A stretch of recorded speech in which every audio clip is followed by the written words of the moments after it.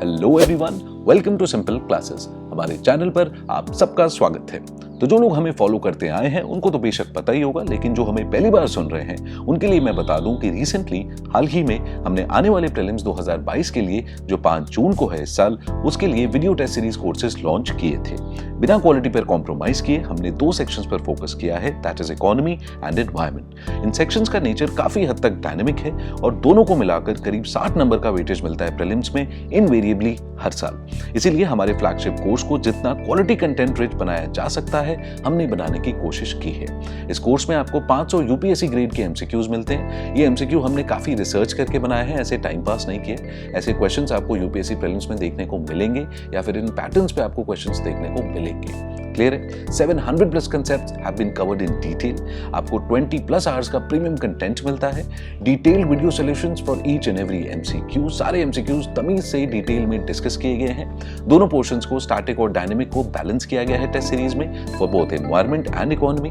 Current affairs based MCQs भी दिए गए हैं। एंड एडिशनली जो एक एक्स्ट्रा फीचर है हमारे कॉम्बो कोर्स का, वो ये है कि 200 प्लस हाई यील्ड टॉपिक्स आपको बताए गए हैं इन video format for both environment and ecology and economy. और इनके साथ साथ आपको इन सारे वीडियोस के जो 40 के 40 वीडियो हैं उनका पीडीएफ भी दिया जाएगा। And all of this comes at a very very affordable price. ये तमाम ऑफरिंग्स एक बहुत ही अफोर्डेबल प्राइस पर दी जा रही हैं, only 1299।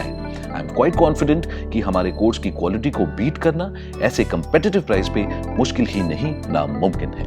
I would also further like to thank all of you for your stellar response and support. जो हमें कोर्स लॉन्च करने के बाद आप सबसे सपोर्ट मिला है वो अनबिलीवेबल है और साथ ही काफी इंस्पायरिंग भी है। जिस तरीके से आपने हमारे कंटेंट को अप्रिशिएट किया है, that really means a lot to me and my entire team here. And we are more than excited to make amazing content and products in the coming future. I also request you to please spread the word. अगर आपको हमारा content अच्छा लगता है तो हमें, हमारे channel को और हमारे कोर्सेज को जरूर रेकमेंड करें। And for the first time viewers, I urge all of you to get this course. I'm 100% confident that it will add value to your preparation. लेकिन खरीदने के पहले माल चेक करना जरूरी है। एनवायरनमेंट और इकोनॉमी की वीडियो टेस्ट सीरीज की कुछ वीडियोस मैं यहाँ पर आप सबके साथ शेयर करने जा रहा हूँ और सैंपल वीडियोस की जो प्लेलिस्ट है हमारे चैनल पर आप जाके देख सकते हैं। उसका लिंक मैंने यहाँ पे डिस्क्रिप्शन में भी मेंशन कर दिया गया है। So enjoy the video ahead. जो यहाँ पे हमने क्वेश्चंस डिस्कस किए हैं उसमें जो इन्फॉर्मेशन डिस्कस की है, वन वे और the other, that will surely help you. The question says, which of the following protected areas are located in Kaveri Basin? हमें 4 ऑप्शन दिए हुए हैं, हमें बताना है इनमें से कौन सा कावेरी बेसिन में लोकेटेड है। क्लियर है क्वेश्चन? ये क्वेश्चन 2020 में आ चुका है और ऐसे क्वेश्चंस आगे भी आ सकते हैं। So please pay attention as the information which we will discuss right now might help you in one और the other questions.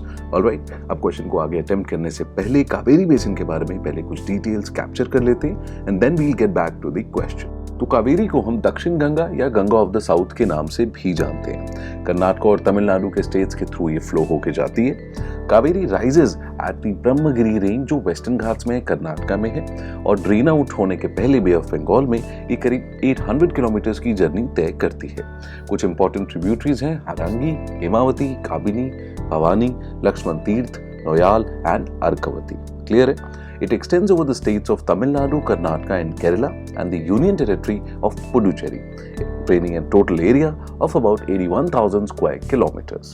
It's considered to be a perennial river जिसका flow काफी steady है, thereby making it useful for irrigation and hydroelectric power generation. So these are some facts about Kaveri Basin. अब सवाल पर वापस चलते हैं। Now before I move ahead, एक बार आप कावेरी रिवर का फ्लो भी देख लीजिए इस मैप पर। ये वेस्टर्न घाट्स में ओरिजिनेट होती है in the state of Karnataka, then it moves to Tamil Nadu. इसकी journey before it drains out into the bay of Bengal is about 800 kilometres long. This is how the Kaveri river flows in India. तो पहला option है Nagarhole national park. इस map पे आप river भी देख सकते हैं, ब्लू कलर में हाईलाइटेड है and you can also see the location of this national park. ये कोडागु डिस्ट्रिक्ट में लोकेटेड है कर्नाटका में और ये नीलगिरी बायोस्फीयर रिजर्व का पार्ट है। And yes, it definitely is located in the Kaveri basin along the river which you can see in the map. So the first option is absolutely correct. Next is Papikonda national park. ये national park Kaveri basin में located नहीं है, ये आंध्र प्रदेश में located है Godavari basin में। It is located in the Pape Hills of the East Godavari and West Godavari districts of Andhra Pradesh, and it is located in the Godavari Basin and not Kaveri Basin. So this option is absolutely incorrect. Next is Sathyamangalam tiger reserve. इस map में आप इसका location देख सकते हैं along the Kaveri river which is represented in blue colour in the map. ये कहाँ located है? ये कर्नाटक और तमिलनाडु के बॉर्डर के पास लोकेटेड है। It is located at the confluence region of western and eastern Ghats in the state of Tamil Nadu और ये भी नीलगिरी बायोस्फीयर रिजर्व का पार्ट है। And yes, it lies in the Kaveri basin as far as this question is concerned, and you can see that in the map. So this option is absolutely correct. Next is Wayanad Wildlife Sanctuary. ये wild century कहाँ located है? ये केरला में located है। Please note, ये कर्नाटक में नहीं है, तमिलनाडु में नहीं है, ये केरला में लोकेटेड है। Near the border it shares with Karnataka. It comes under the project elephant और ये भी नीलगिरी बायोस्फीयर रिजर्व का एक पार्ट है। It lies in the Kaveri basin as you can see in this map. तो ये ऑप्शन भी बिल्कुल सही है, it is correct. So like we discussed, first, third and fourth ये तीनों protected areas कावेरी basin में located हैं. So the correct option is option C, 1, 3 and 4 only. Second option यानी पापीकोंडा नेशनल पार्क कहाँ located है? गोदावरी basin में in the state of Andhra Pradesh. Clear है? The question says, which of the following are the most likely places to find the musk deer in its natural habitat? हमें 4 जगहों के नाम दिए हुए हैं, हमें बताना है इनमें से कौन सी जगह मस्क डियर अपने नेचुरल हैबिटेट में पाया जा सकता है। ये सवाल 2020 में आ चुका है और ऐसे सवाल आगे भी पूछे जा सकते हैं। स्पेशली जो इंडेंजर्ड स्पीशीज हैं उनको आपको थरली कवर करके जाना है पेपर के पहले। It's quite relevant, it's quite important. Alright, अब क्वेश्चन को आगे सॉल्व करने से पहले मस्क डियर के बारे में पहले कुछ डिटेल्स कैप्चर कर लेते हैं, then we will get back to the question. तो स्टार्ट करते हैं मस्क डियर के कंजर्वेशन स्टेटस से। IUCN ने इनको एंडेंजर्ड कैटेगरी में डाला है और साइट्स ने अपेंडिक्स 1 में लिस्ट किया है। ये इंपॉर्टेंट है, आपको याद रखना है। इनको हम वाइट बेलीड मस्क डियर या फिर हिमालयन मस्क डियर के नाम से भी जानते हैं। ये हाई ऑल्टीट्यूड्स पे पाए जाते हैं and they are quite well adapted to suit those climate. They have features like dew claws, broad toes that provide increased stability on steep slopes. They also have a dense coat of coarse hairs with air-filled cells to insulate them against the extreme temperature. Musk दरअसल एक वैक्सी substance है जो ये dears secrete करते हैं। They use this to mark territories and attract females. और perfumes और medicines की मैन्युफैक्चरिंग में भी ये काम में आता है। अब पाए कहाँ जाते हैं? ये हिमालयन स्टेट्स में पाए जाते हैं such as Jammu and Kashmir, Himachal Pradesh, Uttarakhand, Sikkim and Arunachal Pradesh. They inhabit high alpine environments above the altitudes of 2,500 meters. So these were some details about musk deer which you need to know. अब सवाल पर वापस चलते हैं। अब देखो इस क्वेश्चन में अगर आपको मस्क डियर के बारे में सब कुछ नहीं भी पता है, उसका कंजर्वेशन स्टेटस वगैरह वगैरह, सिर्फ इतना पता है कि वो हाई ऑल्टीट्यूड्स पे पाए जाते हैं, तो भी आप इस क्वेश्चन को सॉल्व कर सकते हैं, provided you know the locations of these wildlife sanctuaries and national park. This is the skill which you need to develop, क्योंकि यूपीएससी प्रीलिम्स में जो क्वेश्चंस आते हैं उनके बारे में आपको सब कुछ कभी नहीं पता होगा। थोड़ा आपको एजुकेटिव गेस करना पड़ेगा, थोड़ा आपको हिंट पता होगा, उसको यूज करके सही आंसर तक पहुंचने की आपको स्किल डेवलप करनी है और ये तभी डेवलप होगी जब आप रेगुलरली एमसीक्यू सॉल्व करने की आदत डालेंगे। अब एक एक करके हम यहाँ पे सारे ऑप्शंस को इंडिविजुअली एनालाइज करेंगे and then we will figure out the right answer to this question. तो पहला ऑप्शन है एस्कोट वाइल्ड लाइफ सैंक्चुरी। इसको थोड़ा डिटेल में कवर कर लेते हैं क्योंकि इसको स्पेशली मस्क डियर को कंजर्व करने के लिए ही सेटअप किया गया था। कहाँ लोकेटेड है? उत्तराखंड में। The sanctuary has been set up primarily with the objective of conserving the musk deer and its habitat. Intensive amount of efforts have been initiated to conserve this rare species. और कौन-कौन से mammals पाए जाते हैं sanctuary में? Bengal tiger, Indian leopard, Himalayan jungle cat, etcetera etcetera. बहुत सारी high altitude birds की भी स्पीशीज यहाँ पर पाई जाती है। So coming back to the question, the first option is absolutely correct. यहाँ पर मस्क डियर को पाया जाता है in their natural habitat. Next option is Gangotri national park. अभी हमने डिस्कस किया था कि Musk dears largely Himalayan states में ही पाए जाते हैं, जिसमें से एक उत्तराखंड है। गंगोत्री नेशनल पार्क भी उत्तराखंड में ही लोकेटेड है और यहाँ पर भी देयरफॉर हिमालयन मस्क डियर पाए जाते हैं। So this option is also correct. अगला ऑप्शन है किशनपुर वाइल्ड लाइफ सैंक्चुरी। ये कहाँ लोकेटेड है? उत्तर प्रदेश में। देखो आपको लोकेशन पता होना चाहिए, अदरवाइज आप सॉल्व नहीं कर पाएंगे। सो सी ऑप्शन इज इनकरेक्ट क्योंकि ये wild life sanctuary Uttar Pradesh में है। अभी हमने देखा था कि हिमालयन स्टेट्स में ही पाए जाते हैं, तो उत्तर प्रदेश में आपको मस्क डियर नहीं मिलेगा। अगला ऑप्शन है मानस नेशनल पार्क। ये कहाँ लोकेटेड है? असम में। यहाँ पर भी आपको मस्क डियर अपने नेचुरल हैबिटेट में नहीं मिलेगा। क्लियर है? तो फर्स्ट और सेकंड ऑप्शन करेक्ट है क्योंकि वो उत्तराखंड में, जैसे कि हमने डिस्कस किया था, मस्क डियर हाई ऑल्टीट्यूड्स पे पाए जाते हैं हिमालयन स्टेट्स में, one of which is Uttarakhand. तो उत्तर प्रदेश और असम में आपको मस्क डियर अपने नेचुरल हैबिटेट में नहीं मिल सकते। Therefore the correct option is option A, 1 and 2 only. तो सवाल है प्रोजेक्ट रीहैब जो हाल ही में न्यूज में देखा गया है is related to which one of the following initiatives. दिए हुए इनिशिएटिव्स में से किससे रिलेटेड है प्रोजेक्ट रीहैब। अब इस क्वेश्चन को अटेम्प्ट करने के पहले प्रोजेक्ट रीहैब के बारे में कुछ डिटेल्स कैप्चर कर लेते हैं and then we'll get back to this question. तो जो ये प्रोजेक्ट रीहैब है उसमें rehab stands for reducing elephant human attacks using bees. This is the full form of rehab. Therefore, obviously, this project is related to elephants. कहाँ launch किया था इस project को? नागरहोल नेशनल पार्क में, जो कौन से स्टेट में है? कर्नाटका में। और ये national park Nilgiri biosphere reserve का एक हिस्सा है, ये आपको पता होना चाहिए। So this project is a unique, cost-effective way of preventing elephant and human interaction. Elephants और human के interaction को कम करने के लिए इस प्रोजेक्ट को establish किया गया है। अब ये कैसे कर रहे हैं हम? Using bees. Bee boxes are used as a fence to prevent elephants from entering human habitation, therefore reducing the loss of lives and property as well. कुछ नाइट विजन कैमरास में जो इस नेशनल पार्क में install थे ये देखा गया कि एलिफेंट्स बीज की वजह से, उनके डर की वजह से वापस जंगल में चले जाते हैं। सुनने में अजीब लगता है लेकिन ये सच है। दरअसल elephants fear that the honeybees might sting them in their eyes and the inner side of the trunk. Also, the buzz of the bees irritates the elephants, therefore they recede back to the jungles. तो ये कुछ details थी इस project के बारे में।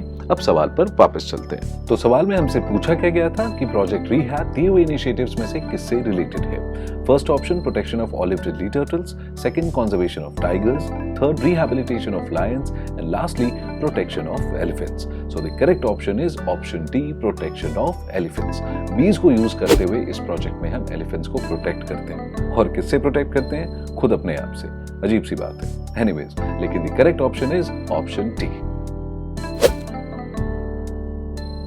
Question 21 अब हम रीड आउट करेंगे। Under which of the following circumstances में कैपिटल गेन्स अराइज। इकोनॉमी में टर्म्स की कितनी ज्यादा अहमियत है ये हमें इस तरीके के क्वेश्चन से पता लगती है। अगर आपने थोड़ा सा भी सीरियस प्रिपरेशन किया है और कैपिटल गेन्स जरूर पढ़ा होगा आपने न्यूज में और कैपिटल गेन्स के बारे में बेसिक अंडरस्टैंडिंग आपकी है तो ये क्वेश्चन बनाने में ज्यादा प्रॉब्लम नहीं आएगी। इससे रिलेटेड कुछ स्टेटमेंट्स दिए हुए हैं वो हम रीड आउट करेंगे। When there is an increase in the sales of a product, क्या ऐसे सिनेरियो में कैपिटल गेन्स होगा? इसका कहने का मतलब है मान लीजिए कोई बॉल है वो 100 यूनिट बिकती है बट अब इसकी 500 यूनिट्स बिकने लगी, तो क्या ऐसे सिनेरियो पे कैपिटल गेन्स लगेगा?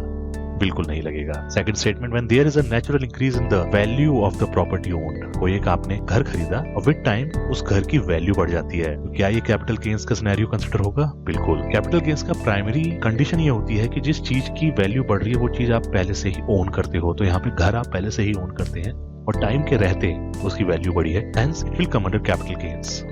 Third statement, when you purchase a painting and there is a growth in its value due to increase in its popularity, आपने कोई मजनू भाई की पेंटिंग याद है? वो पेंटिंग आपने खरीदी और बहुत फेमस हो गई और फेमस होने की वजह से इन टाइम उसकी वैल्यू बढ़ गई, क्या ये कैपिटल गेन का सिनेरियो है? डेफिनेटली, बिकॉज ये पेंटिंग आप ऑलरेडी ले चुके थे अपने पोजीशन में। टाइम के साथ एक्सटर्नल फैक्टर्स जैसे कि पॉपुलैरिटी, इसकी वजह से उसकी ओवरऑल वैल्यू बढ़ती है, hence it will be considered as a case of capital gains. 2 और 3 स्टेटमेंट करेक्ट है, फर्स्ट स्टेटमेंट रॉन्ग है। B is the correct answer. Let's move on to the next question. Question 22 read out करेंगे। Which of the following measures would result in an increase in the money supply in the economy? नीचे कुछ options दिए हुए हैं। किन options का outcome ये रहेगा कि अगर वो होते हैं तो इकोनॉमी में मनी सप्लाई बढ़ जाती है। इस तरीके के क्वेश्चन जब भी आते हैं आप एक एक क्वेश्चन को एनालाइज करिए, सीधा अपने बेसिक्स पे जाइए जो आपने बेसिक स्टडी करे हैं मनी मार्केट से रिलेटेड, ऑप्शन को अपने बेसिक्स से मैच कराएंगे, करेक्ट स्टेटमेंट अपने आप निकलता चला जाएगा और सही आंसर तक आप बहुत जल्दी पहुंच जाएंगे। अब ये कह रहे हैं कौन सा स्टेटमेंट, कौन सी चीज हो जिसकी वजह से मनी सप्लाई मार्केट में बढ़े। पहला स्टेटमेंट रीड आउट करते हैं, purchase of government securities from the public by the central bank. अब ये कह रहे हैं आरबीआई पब्लिक से गवर्नमेंट सिक्योरिटीज खरीद ले। गवर्नमेंट सिक्योरिटीज पब्लिक के पास थी, आरबीआई उसे खरीद ले, आरबीआई के पास चली जाएंगी गवर्नमेंट सिक्योरिटीज। इसके बदले में आरबीआई पब्लिक को क्या देगा? पैसा देगा, रुपीज, और वो रुपीज पब्लिक के पास जाएगा, पब्लिक के हाथ में पैसा जाएगा, ये पैसा वो खर्च करेंगे, वो पैसा घूम के मार्केट इकोनॉमी में आएगा and hence overall money supply will increase in the economy। तो स्टेटमेंट 1 करेक्ट हो जाता है। अब ऑप्शन में से जिस ऑप्शन में स्टेटमेंट 1 नहीं है वो गलत है, ये गलत, ये और ये गलत। अब एग्जाम लाइक सिचुएशंस में यहाँ से ये तो क्लियर हो गया, कोई और स्टेटमेंट अदर देन 3 हमें नहीं पढ़ना। अब हम बस 3 को चेक करें, अगर वो सही है तो सी आंसर हो जाएगा, अगर वो सही नहीं है तो सीधा 1, 2 और 4 स्टेटमेंट के ऊपर माथापच्ची करने से कोई फायदा नहीं। बट फिर भी आपकी अंडरस्टैंडिंग के लिए हम लोग यहाँ पे सेकंड स्टेटमेंट रीड आउट करते हैं और ये फिगर आउट करते हैं ये क्यों गलत स्टेटमेंट है। Deposit of currency in commercial banks by the public. अब देखिए मेरे और आपके पास पैसे हैं, हम उसे मार्केट में खर्च करेंगे तब जाके मनी सप्लाई बढ़ेगी, लेकिन अगर हम उस पैसे को जाके बैंक में डिपॉजिट कर दें तो क्या मनी सप्लाई बढ़ेगी? नहीं बढ़ेगी। सीधी सी बात है, हमारे पास पैसा था, हमने जाके डिपॉजिट में डाल दिया, सेविंग्स कर दी उस पैसे की, तो statement 2 is wrong. Her statement borrowing by the government from central bank. मान लीजिए ये गवर्नमेंट है और ये आरबीआई है, आरबीआई से गवर्नमेंट बोरो कर रही है। अब गवर्नमेंट बोरो करेगी तो कहाँ लगाएगी? गवर्नमेंट इन्वेस्ट करेगी इकोनॉमी में, इंफ्रास्ट्रक्चर में। अब जब इकोनॉमी में गवर्नमेंट इन्वेस्ट करती है, इंफ्रास्ट्रक्चर के लिए इन्वेस्ट करती है, काफी लोगों को रोजगार मिलता है, जॉब्स मिलती है, एम्प्लॉयमेंट अपॉर्चुनिटीज बढ़ती हैं, इन सारे लोगों को सैलरीज मिलती हैं, बहुत सारे रॉ मटेरियल्स बिकते हैं। अब इस पूरी एक्टिविटी में क्या होगा? पैसा गवर्नमेंट ने जो आरबीआई से लिया था वापस से इकोनॉमी में लग रहा है इनडायरेक्टली, लोगों की सैलरी जा रही है, रॉ मटेरियल परचेज में लग रहा है, इंफ्रास्ट्रक्चर डेवलपमेंट में ये पैसा जा रहा है। हेंस ये कह सकते हैं गवर्नमेंट अगर बोरो करे सेंट्रल बैंक से और उसे इंफ्रास्ट्रक्चर में लगाए तो उससे मनी सप्लाई बढ़ती है। Hence 1 and 3 is the correct answer, C is the correct option.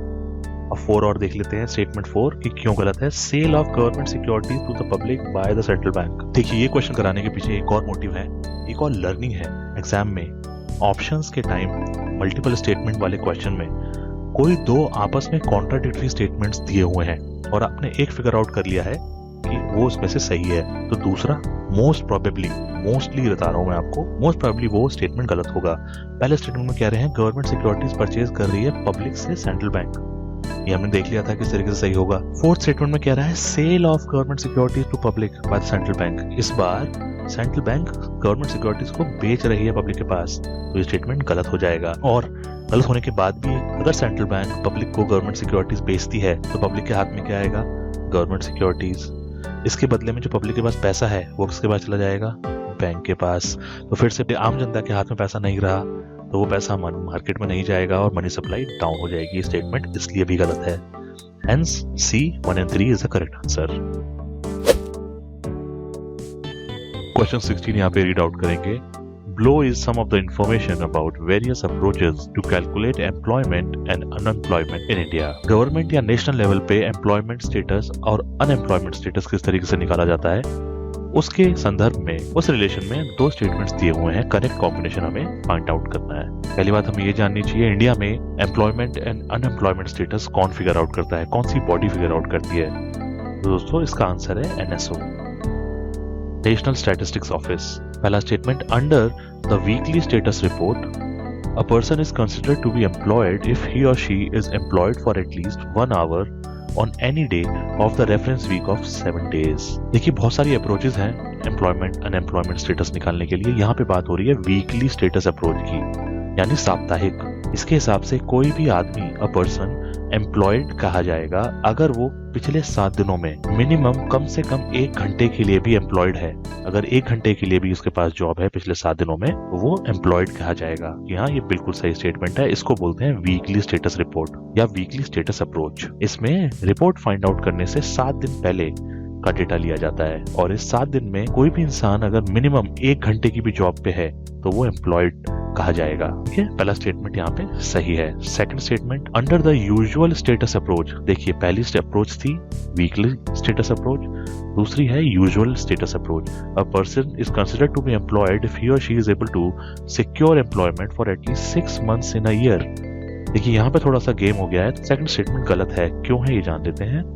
Usual status approach में कोई भी पर्सन एम्प्लॉयड जब कहा जाएगा जब पूरे 1 साल की बात होगी और उस 1 साल में 365 दिन में से मेजर पार्ट यानी more than 50% of the days वो एम्प्लॉयड रहेगा। यहाँ पे 6 months दिया हुआ है, ये गलत स्टेटमेंट है। तो यहाँ पे करेक्ट आंसर क्या होगा? A, 1 only।